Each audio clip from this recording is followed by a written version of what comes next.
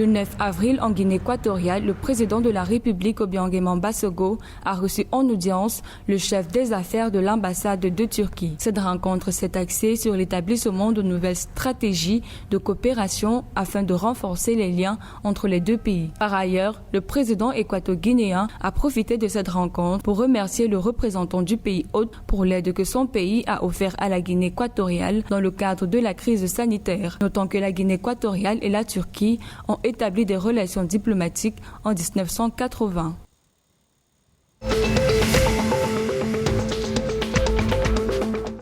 En République démocratique du Congo, les autorités en partenariat avec les organisations humanitaires œuvrant dans le pays ont mis en place un plan de réponse d'urgence humanitaire inter-agences sur le territoire. Ce plan vise à répondre aux besoins complexes du nombre croissant des réfugiés et demandeurs d'asile de la République centrafricaine située dans une vaste zone présentant d'énormes défis logistiques. Le Haut-Commissariat des Nations Unies pour les réfugiés s'est quant à lui engagé à travailler avec les autres partenaires pour relocaliser au moins 25 000 réfugiés au cours des 12 premiers mois de la réponse.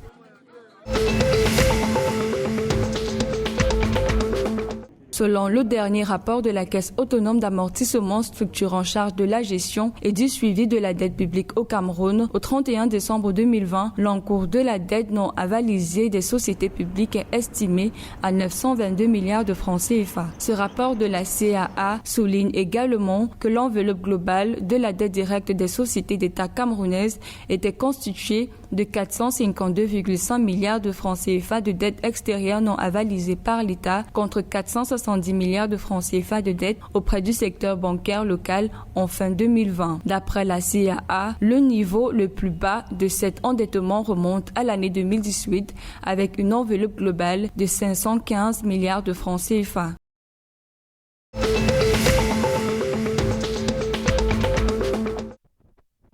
Au Gabon, le gouvernement, les partenaires techniques et financiers du programme Graines et les organisations de la société civile du secteur agricole optent pour une nouvelle stratégie de gestion des finances de l'exécution du projet d'appui au programme Graines. Le but est de mieux adapter le projet aux objectifs du plan d'accélération de la transformation d'ici 2023. Ces nouvelles recommandations devront à terme permettre plus d'efficacité chez les agriculteurs et leur permettre de mieux cibler les bassins de production et de prendre en compte les objectifs de souveraineté alimentaire.